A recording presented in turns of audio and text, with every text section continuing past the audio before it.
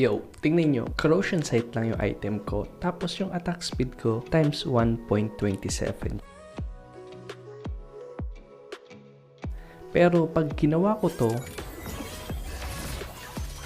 biglang magiging times 2.57 kagad yung attack speed ko. At sa ML, ang maximum attack speed ay times 3 lang. Isipin nyo, nagawa ko yung ganyang attack speed gamit lang yung isang item, corrosion sight. Yo, dahil palabas na sa official server si Nathan, bago nyo siya bilhin, gusto ko lang kayong bigyan ng idea kung paano siya gumagana kasi medyo komplikado yung mechanics niya. Magic damage yung normal attack niya pero mas nag-i-scale to sa physical attack kaysa sa magic power. Ang gulo, diba? Isipin mo na lang, mas malaki yung bigay na damage ng physical item kaysa sa magic item sa kanya kahit na magic damage yung normal attack mo. Ang maganda pa dito, yung physical lifesteal mo at penetration ay nako-convert din sa magic lifesteal at penetration. Dito pa lang, ang idea na binibigay sa atin ng mga developer ay gusto nila ng marksman na dumadamage ng magic pero kaya ding tumake advantage ng physical na item.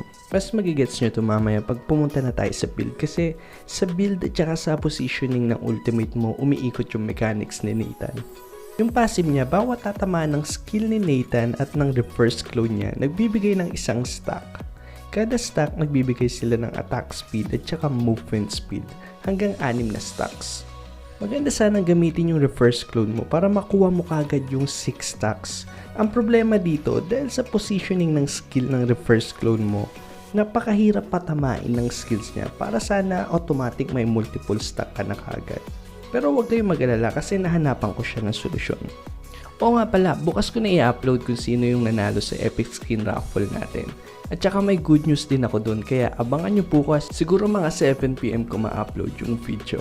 Kaya sa mga gusto pang humabol, ang kailangan nyo lang gawin ay mag-like at mag-comment sa video to or sa kahit anong video na upload ko ngayong July. Good luck! Yung first skill mo naman, straight damage lang siya. Ang main purpose nito ay para mapastack mo yung passive mo kasi mas maraming tatamaan ng first skill mo, mas mataas din yung stack na makukuha mo. Yung second skill mo naman, dahil wala kang matinong mobility, ang main purpose nito ay pang-protekta sa sarili mo para mapigilan mo yung mga kalaban na lumapit sa'yo. Yung ultimate mo naman, maglalabas ka ng clone na gagayahin niya lahat ng action mo pero reverse yung movement niya. Kaya ang hirap patamain ng skill ng reverse clone. Sayang to kasi dagdag stack din sana yung mga tatamaan ng skill nito. Tapos pag pinindot mo ulit yung ultimate mo, nagiging dash din to palapit sa reverse clone mo. Dahil ang hirap ng patamain ng skill ng reverse clone, naganap ako ng madaling paraan para mapatama yung skill mo at saka yung skill ng reverse clone mo sa same target. Para at least kahit isa lang yung kalaban mo, 2 stack pa rin yung makukuha mo.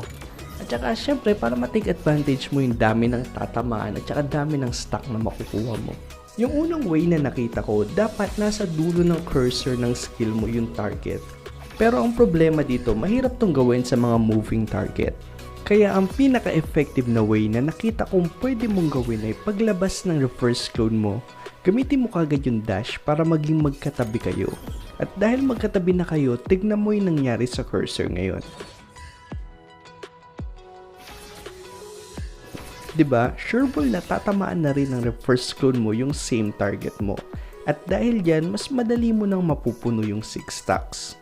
Pumunta naman tayo sa build ngayon. Pagdating sa sapatos, dahil wala namang sapatos na nagbibigay ng physical attack, arcane boots yung gamit ko sa kanya. Dahil magic naman yung normal attack mo, malaking tulong na itong magic penetration. Pagtapos nito, dito na papasok yung mga interesting na item build.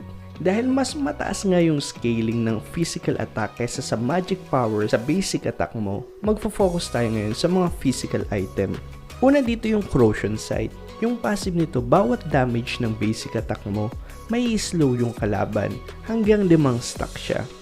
Ang maganda dito dahil bumabalik yung normal attack mo, isang normal attack mo pa lang, 2 stack na kagad yung makukuha mo.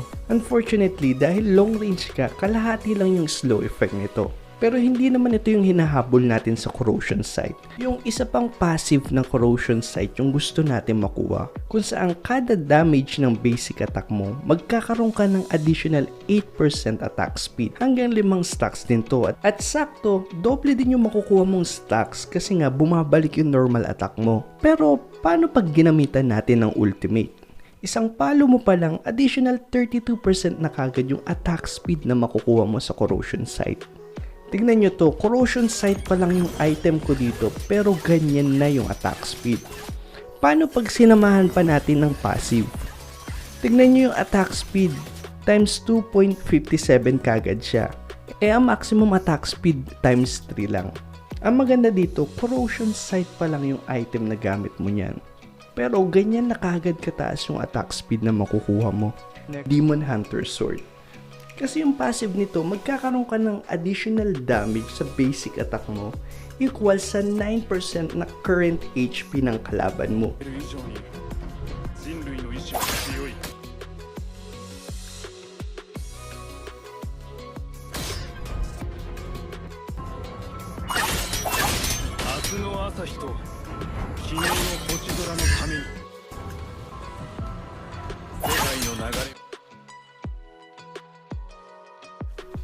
Pagkatapos mo mag Demon Hunter Sword, may dalawang option ako para sa'yo.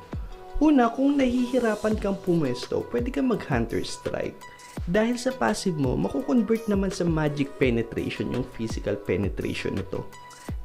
Tapos pangalawa din to sa mga item na nagbibigay ng highest physical attack.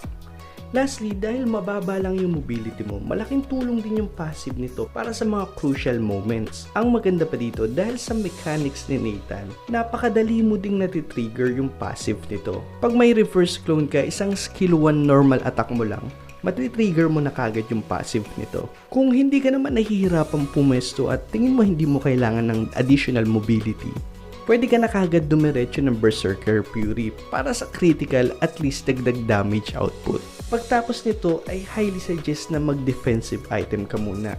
Kasi sa moment na to, malamang may item na din yung mga kalaban nyo. At dahil medyo bitin nga yung mobility ni Nathan, hindi mo maiiwasang mahuli o ma-misposition minsan. At least kung may defensive item ka, mas tataas yung chance mo na makasurvive sa mga crucial moment. Kasi sa gantong panahon madalas nangyayari yung mga epic comeback.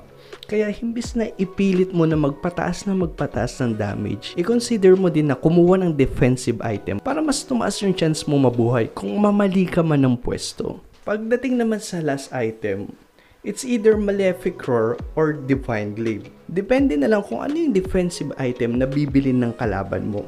Kung marami sa kanilang nag-physical defense, mag-Malefic Roar ka. Kung marami namang nag-magic defense, edi mag-Divine Glaive ka. Huwag kayong mag-alala kasi parehas lang naman sila mako-convert sa Magic Penetration. Ang maganda lang kasi mas mataas yung defense ng kalaban, mas tataas din yung penetration mo. Kaya depende to kung ano yung mas mataas na defense sa kalaban. Physical defense ba o magic defense? Pagdating sa emblem, Killing Spree yung naisip kong maganda sa kanya. Pero kinoconsider ko din yung ibang marksman emblem. Pero ngayon, Killing Spree talaga yung ginagamit ko sa kanya. Tapos syempre sa Spell Flicker kasi wala kang mobility. Napakahirap mag-marksman pag walang mobility. Isa to sa dahilan kung bakit hindi nyo nakikita sa MPL sila Leslie, Hanabi, Iritel. Kasi bitin na bitin sila pagdating sa mobility. Ito na lang muna yung mga bagay na masishare ko sa inyo. Dadagdagan ko pa to ng more on gameplay tips pag nagamit ko na siya sa official server. Pero sa ngayon, salamat muna sa panonood.